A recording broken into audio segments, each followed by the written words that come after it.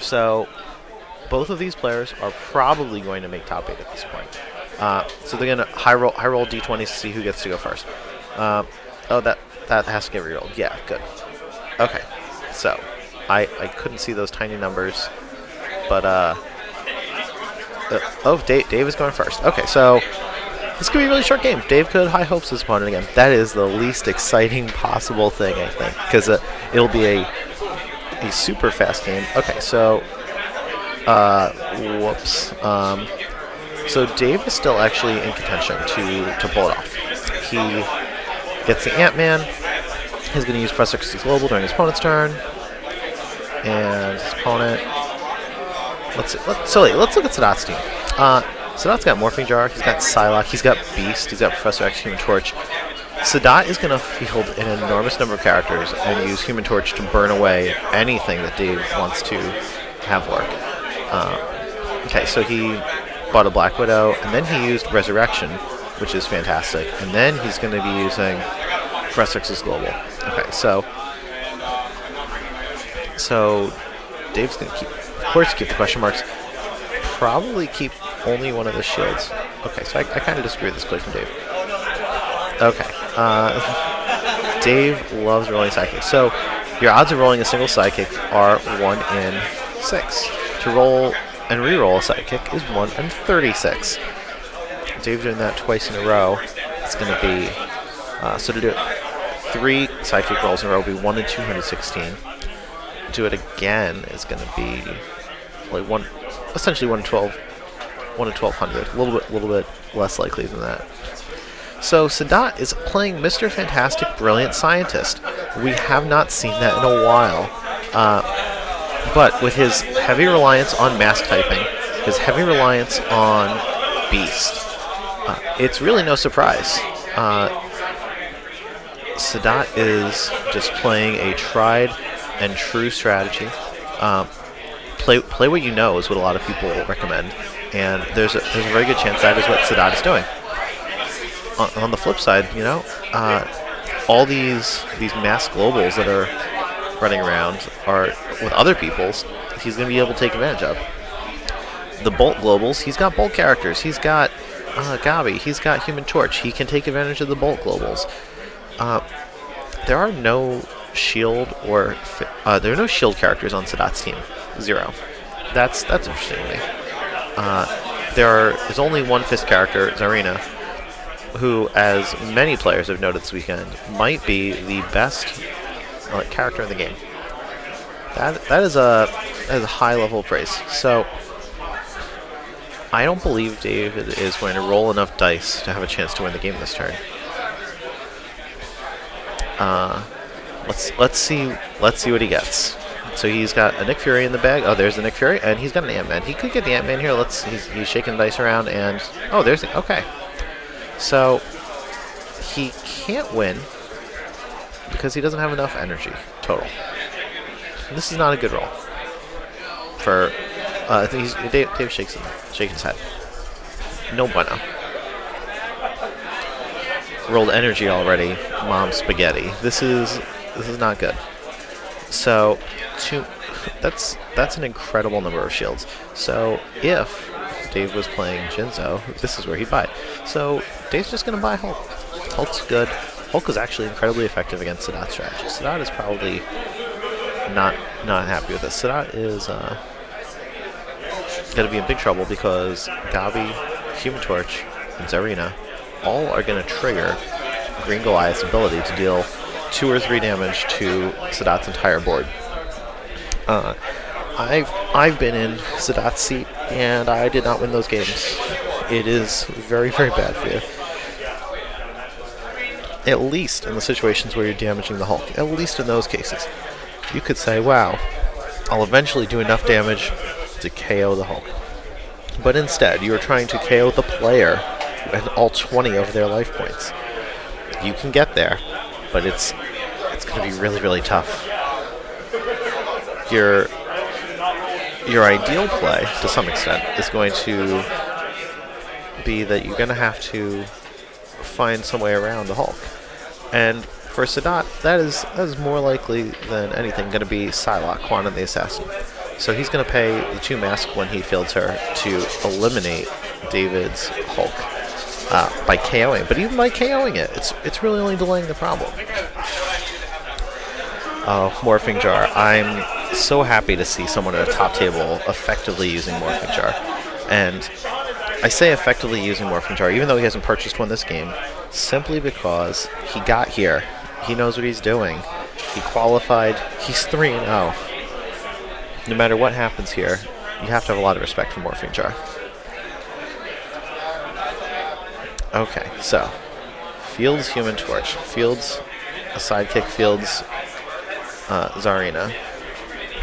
So Sadat is going to damage one of his own characters as Human Torch. It's not going to matter who he damages. And so Dave's down to 18 because of the 2 pokes from Human Torch. Okay, Sadat is trying to figure out what does he want to do with these energy. He does not want to overload his bag, but he also wants to make sure he's not losing an opportunity. There's a good chance that he goes and buys a Black Widow die here, and he'll have the ability to use Professor X's Global 3 times. But, perhaps more importantly, he will also be in a position to force Dave to have to use Doom Caliber Knight, if possible. I always want to call him Doom Calzone Knight, and there's really nothing in particular that makes me feel that way. So Sadat is carefully looking over David's field. Perhaps he is going to try and do something cool with the Iceman Global and Slifer. But, so Sadat spends 2. A mask and a shield. Yeah, mask and a shield for Psylocke. Attacks with Zarina. So attacking Zarina here is very, very good. Because by attacking with Zarina, Sadat is getting rid of a character who the Hulk would be guaranteed to KO, who has little utility as a blocker, who has no substantial reason to want to hang around. It's not like fielding Zarina is going to be good. Attacking with Zarina is what's good, and that's exactly what he did. He got 4 damage through, so Dave is at 14 as a result.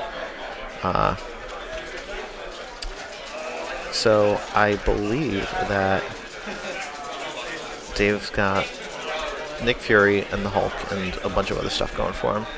So he, does not get the character face on Nick Fury, which means that he will not be able to win the game this turn with doubling the Hulk's attack damage. It's going to be really interesting to see as the Enrage and Vulnerability Horn of the Unicorn +1 attack global moves from basic actions. If it moves onto a character, how it's going to affect teams like Dave's.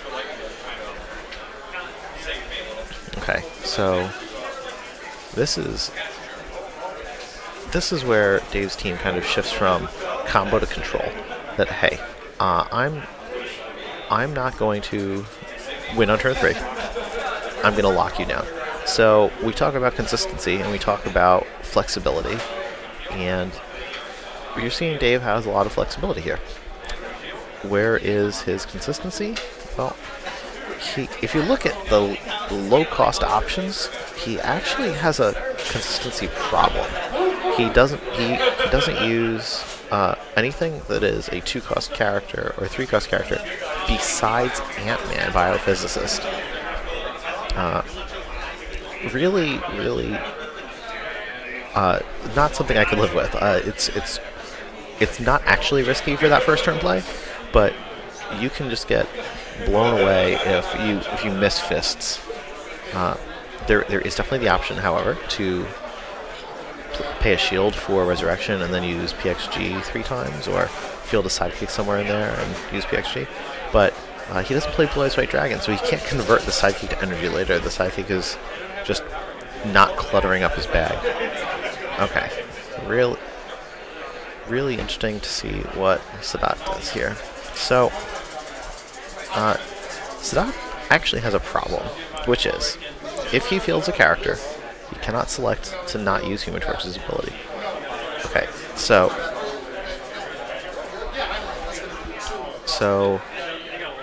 So Hulk is gonna... Hulk blows up Sadat's side of the field.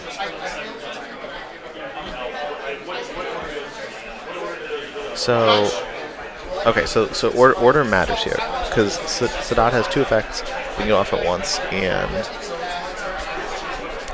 so Dave's saying, well, which are you going to use first? So let's say, okay. So there's a judge is getting called because they're not exactly sure how this is supposed to work. So calling a judge is really important. You should not feel offended if a player calls a judge on you, because what's really going on is they're trying to make sure that the situation is correct in terms of how the rules work, and they're saying, hey, I'm uncertain, and it'd be there are tournament players are strangers to you, and there are definitely some who make genuine mistakes, and so you just want to make sure that gets cleared up whenever possible. So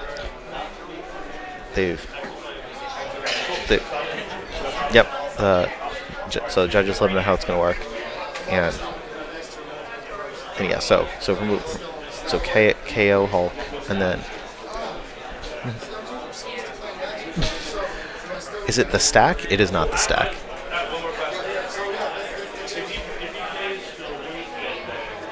So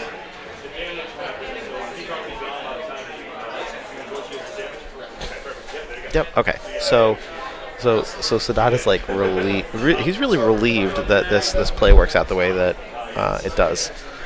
It's a really big turn for him. Psylocke might be one of the most underrated cards out of Uncanny, and I realize that people think, wow, Psylocke is so good, how can you suggest that she is underrated?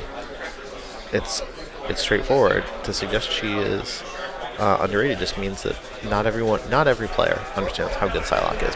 Psylocke is going to solve your Jinzo problem. She is going to solve your Hulk problem. She's going to solve problems that don't exist yet. So Sadat is planning his attack. He's figuring out how much damage he's going to do, and he's probably even asking himself, how much damage are we going to do next turn? Do I get to kill Dave in 2 turns? It seems very likely that he is going to attack with Zarina, since Dave has no one to spin down. And he has 2 choices. He can either let just Zarina cruise for all 4 damage, nothing wrong with that, or he might choose to pull her back. The fact that he's got Johnny Storm out makes me think he's going to just let him go through, because every time he fields one of those characters, bonus effects.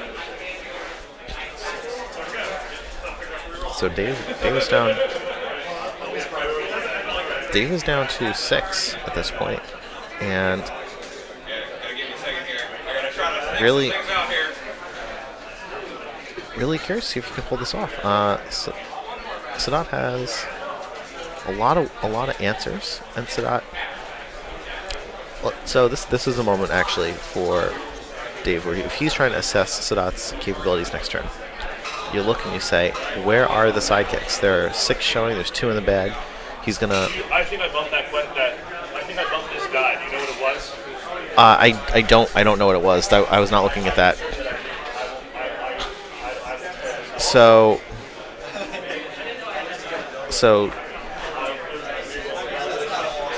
okay. So Dave has assessed that he bumped a die, and we don't know what that die was. We don't have the. I'm just personally on a microphone. I'm not able to go back and review the tapes right now. So he's trying to figure out what it was. Okay, so Dave's just gonna re-roll it as part of his re-roll, because it is a very fair thing, and he gets a question mark back anyway, so that could be the same. Okay, so Dave is going for the win this turn. He's got all the tools, I think. Does he have the damage on board? So Bolt 2 Hulk for Slifer. Oh, first Iceman. Change stuff to bolts.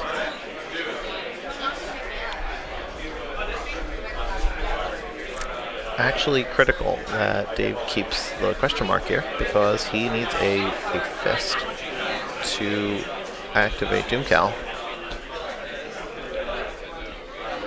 Oh, so that super out of played his dice there, and just like, no, just count. That's fine. So Dave is probably counting up to see how much damage he's going to do. Sadat has 2 different outputs. He has. So okay, so Sadat does not use Slifer's Global on Ant-Man, which tells me the Ant-Man is probably at level 3. No, I think he just missed Sadat. Messed that up.